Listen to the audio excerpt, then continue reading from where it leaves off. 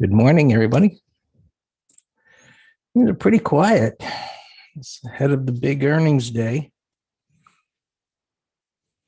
Momentum slowed down a bit.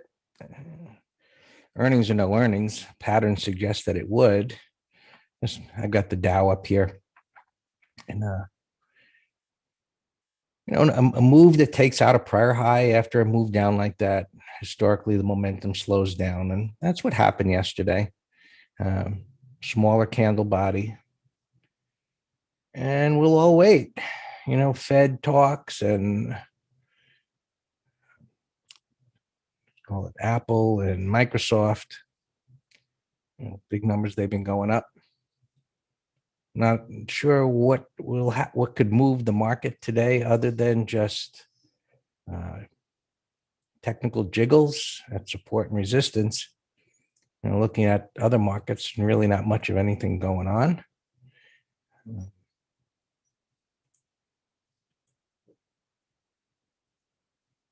Russell held up relatively well, but another day going sideways here. It could set in motion and move up to that prior pivot high or down back to the lows. Well, and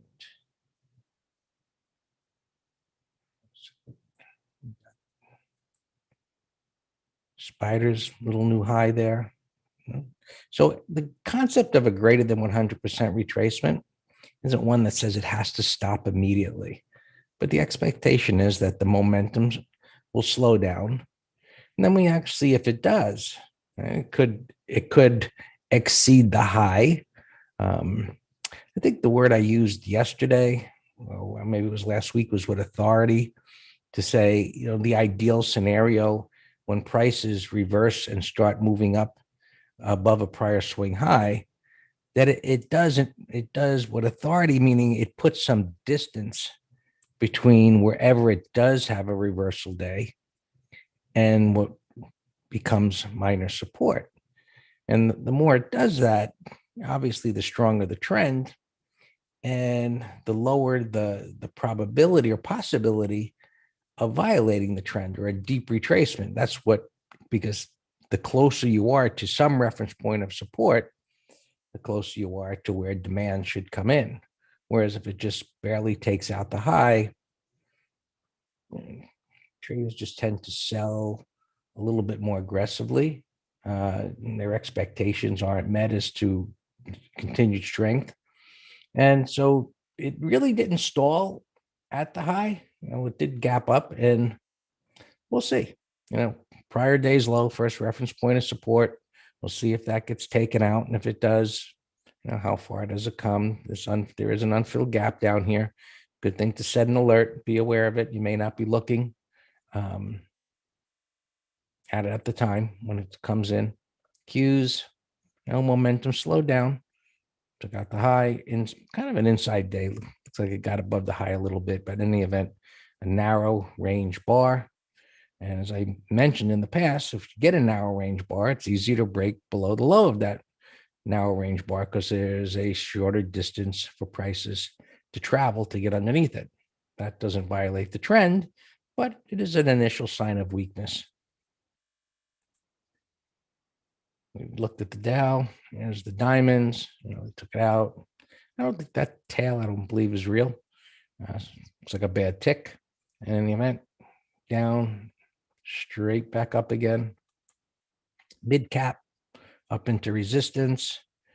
And I've talked about this a week or so ago. It's more of what's going on in the markets, rather than, indices that are being influenced by Google, Facebook, Microsoft, and Apple. Lower highs, lower lows, whipping back and forth, deep retracements down, deep retracements back up. If you look at the NYSE, it's somewhat similar. Transports, downtrend, but nice reversal. Got a nice big green bar there on the weekly time frame. That's a good thing. As prices are moving down, where prices could start to ideally go sideways here. So the depth of retracement over here, the ideal scenario, sideways, or even, to break down and come right back up again.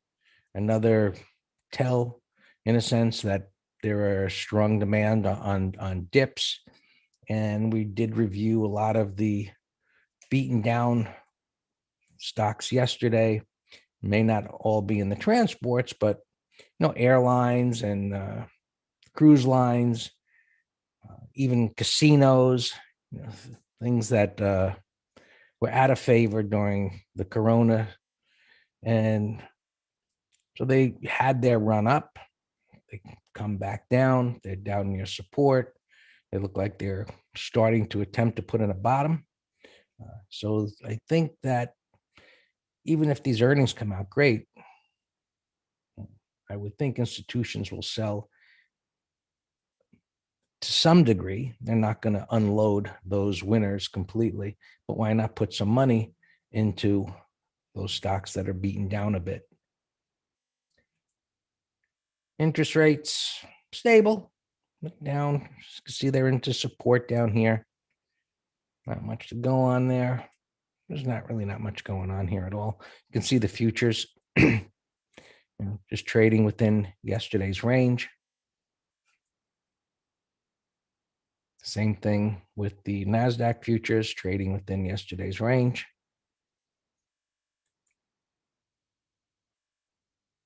Same story with the Russell. It's quiet. Everybody's waiting, earnings, Fed. So Bitcoin had the big day yesterday, but trading within yesterday's range.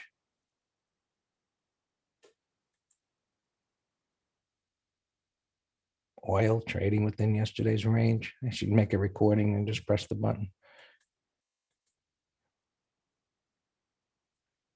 Broke the low a little bit, but really not going anywhere. And nothing going on with silver. Nothing much really moving here. We talked about the dollar yesterday and the euro starting to bottom out here.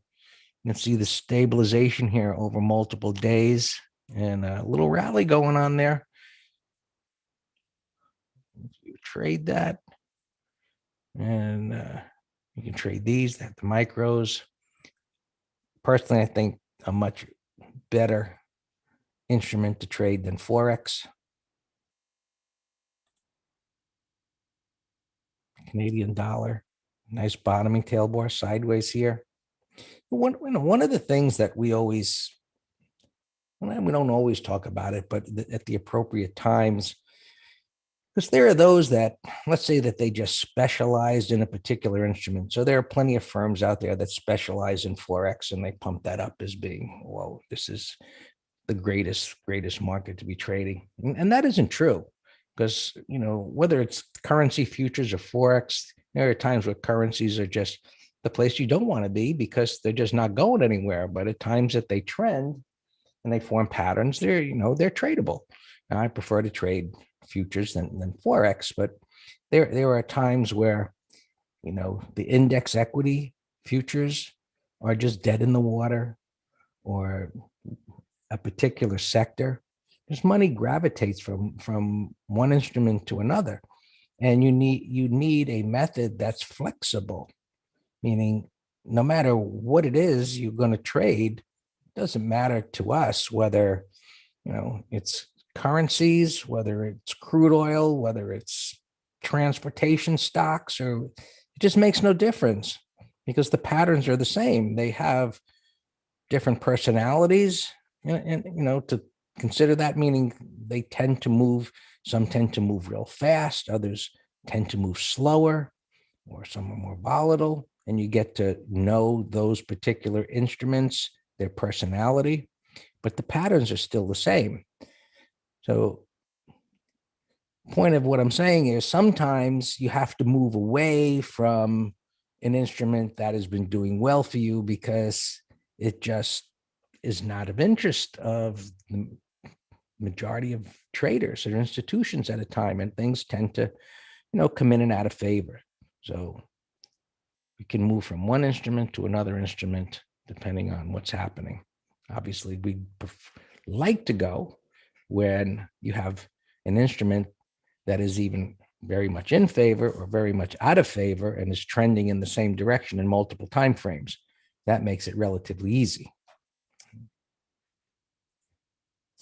And well, this is just going sideways here, but you can see when you see bars overlapping like this, what you do is go to a higher time frame and condense the information. And as we can see, this had strong momentum, came down here greater than 100% retracement, but on slower momentum, and now it's going sideways. So it's attempting to put in some type of a bottom here like the other currencies.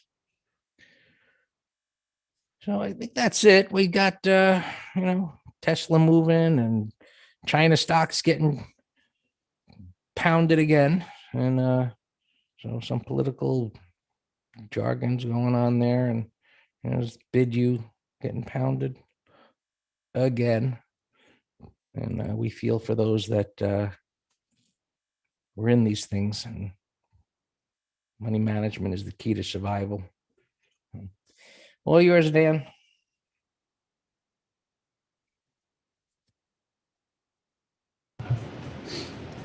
Good morning. So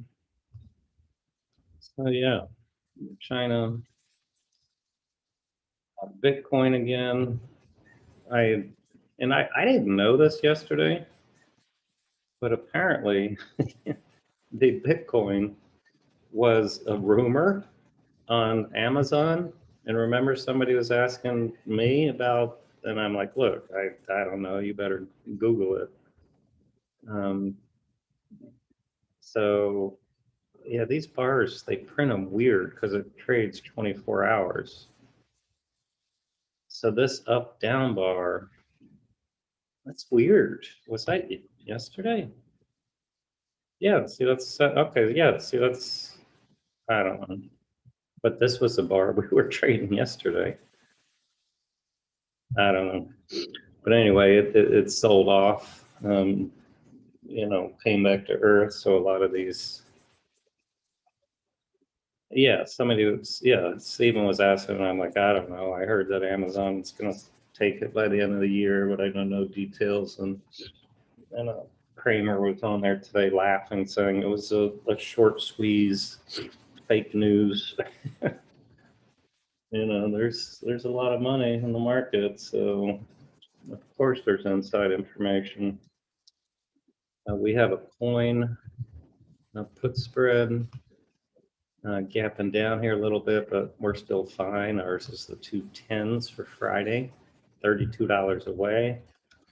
We have a Mara put spread. I tightened the stop.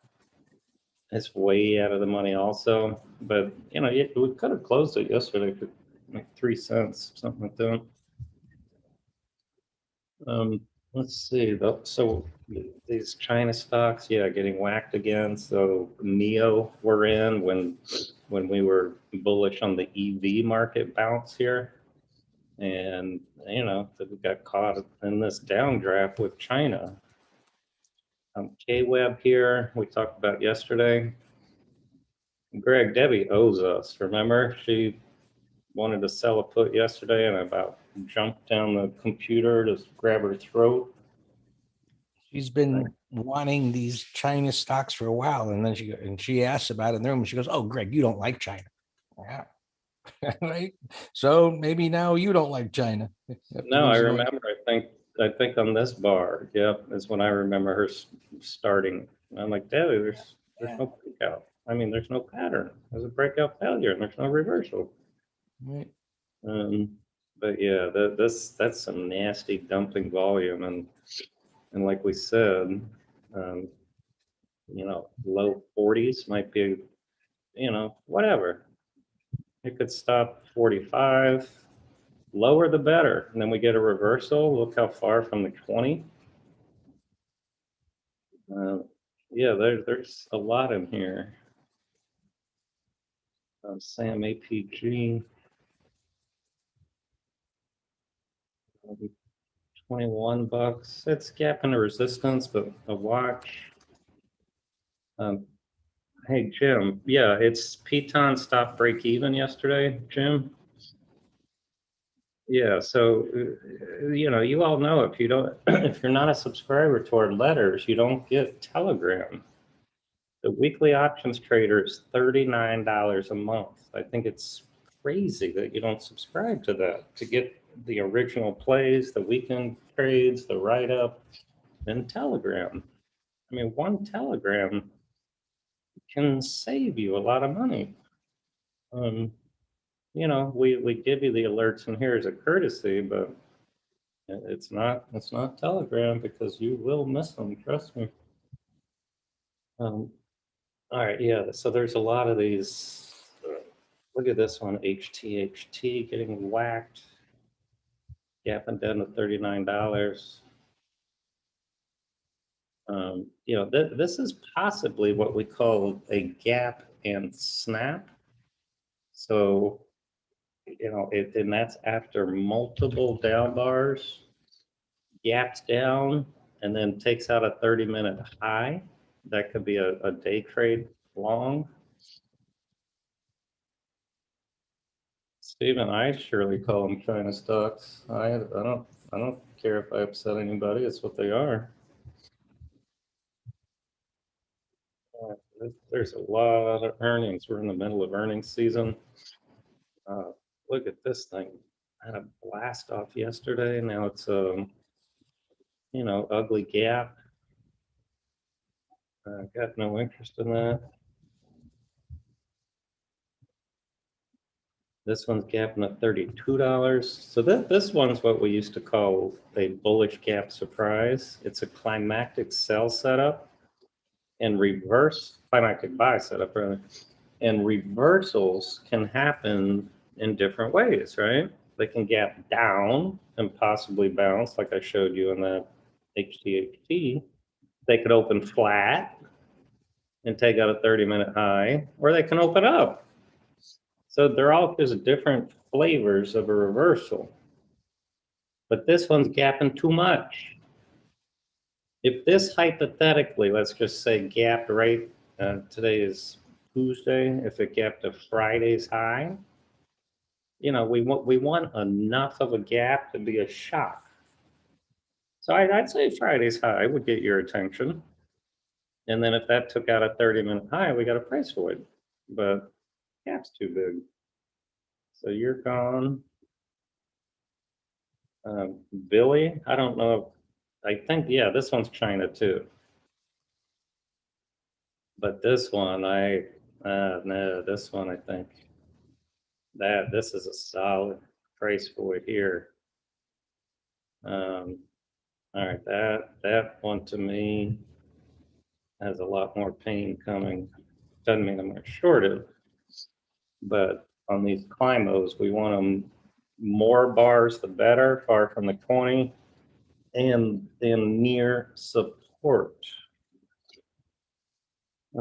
Logi, 113 area, nasty gap of support. I have no bias. I have no bias of what that's going to do.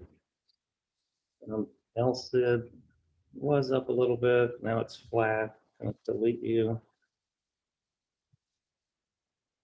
Oh, FISV, I posted in Telegram.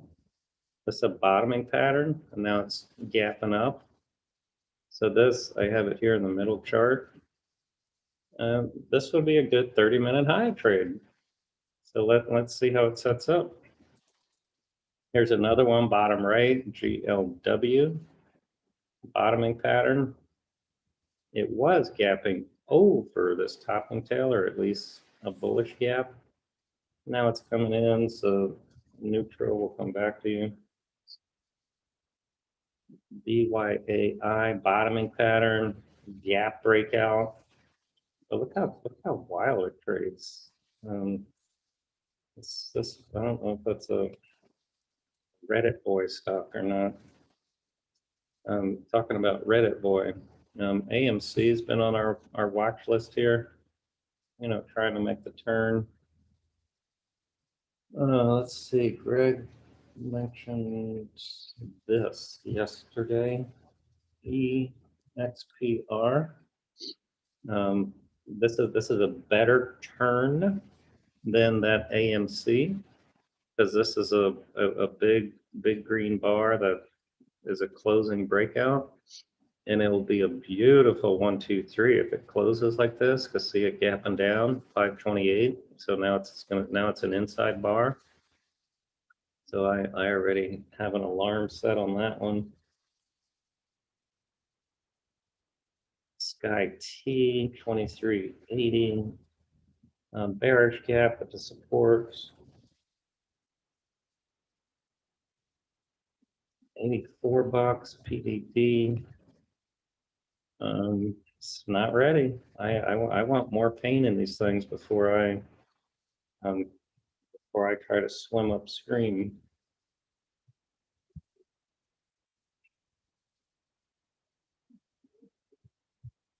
CDNS gapping down a little bit, but this is a bullish daily weekly. This actually would be a buy on a pullback. If you get a buy setup and reversal, it might take a few days to set up, but it had earnings. These are all earnings stocks. 2357. Not crazy about the tail, but 30-minute high could be a day trade. TFII. I see these dots up here. I don't trust that at all. We'll come back to you, but it's a bullish weekly, monthly.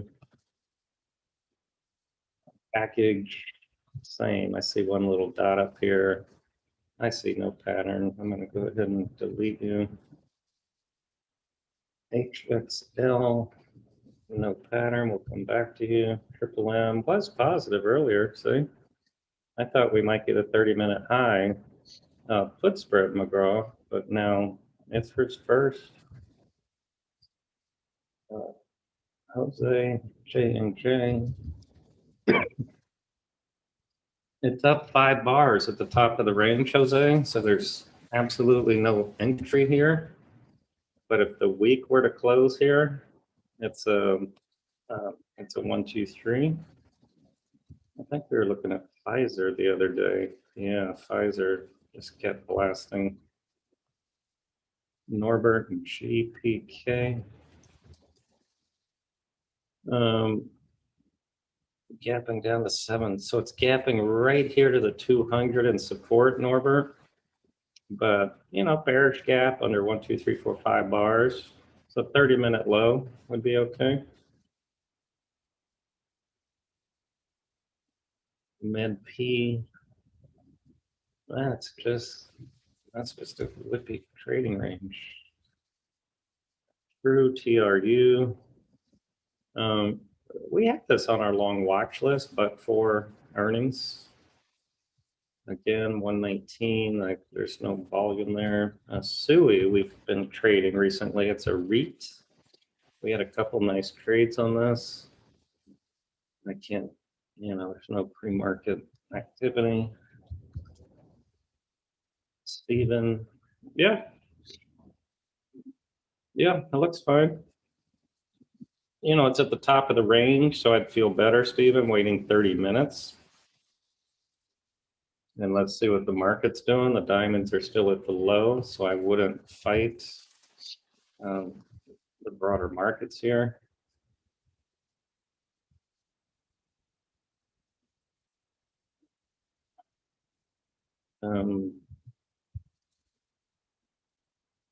So see, diamonds they closed at all-time highs. Now we have a bearish gap, so I will not be fighting the market bias.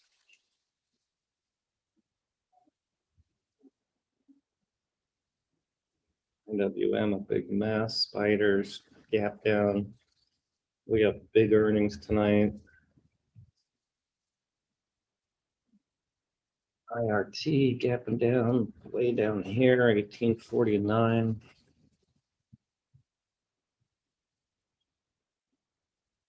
Bro, gotta come back to you. BDN, it's a buy setup.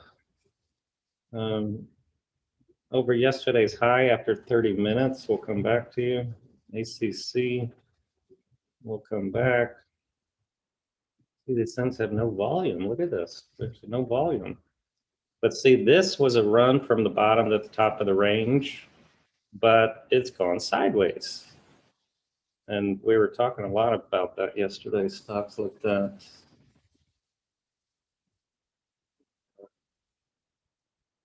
TNET, I see a couple dots here, but this is also another bottoming pattern. I'll go ahead and put it in a chart in my other computer, TNET. That one could kind of be similar to this FISV. Whiskey Mike, looks like it's gapping all-time highs. Maybe put spread McGraw. SSTK, beautiful weekly. Look at that. Wow. That's a pretty weekly chart. Now Corning bottom right is selling off, so I have no interest in that anymore. 88 bucks. There you go. Here's a 30-minute high. This is a, so here's another one, 100% retracement, but it's resting. So I'm putting that in a chart, McGraw. That 30-minute high, day trade, maybe 15-minute high. Also put spread here. I'll put him in the bottom right. PPAR, that's a big mess. NXRT, never heard of you. Oh, no volume, 63,000. You're gone. That is kind of a sloppy buy setup, but it's holding the upper, third of this WRB. So that's constructive. There's no volume pre-market. We'll come back to you. FISB, we looked at. ENTG, it's a mess. ECL, it already broke out. Arch, McGraw, put spread idea. Now I know it rallied a lot, but this bottoming tail was kind of its little rest, and you got a beautiful weekly, monthly. Yeah, this UPS is going to be a drag on IYT. That's fairly big gap. Oh, Tesla. Remember we talked a lot about Tesla yesterday? Thane, remember? Remember people were saying, well, damn, why is it not a no-brainer long straddle by calling a put? I'm like, it ain't no-brainer because if this doesn't move, then the volatility crush is going to kill you. And I said, if it gaps less than 10 bucks, either way, you're screwed on your long straddle. So look, 660, and it closed. Look, this is a horrible, horrible example of buying options into earnings. We spent a long time talking about it. It could work. It's spinning the roulette wheel. You don't know. Well, we don't. You're right, Scott. It would have been a fantastic example of selling a strangle out of the money call spread, out of the money put spread. But then if it gapped to 720, then you're in pain. So, that's just that game of trading pre-earnings. You're gambling. And that's why we don't like doing it unless we like, I'm saying, selling all over the place. Unless it's a core trade or we don't mind owning it, or we're doing an intelligent speculation like through a bull called debit spread. I remember this one I said I liked, similar to FISV, but it's kind of moving too much for me already. I also said I liked RTX.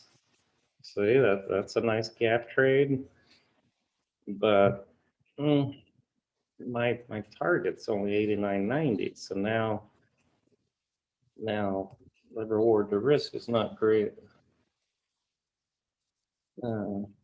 Yeah, Diane, see now if we close here, if we were to close right here tomorrow, this is a short under today's low. That's a bearish turn at all-time highs.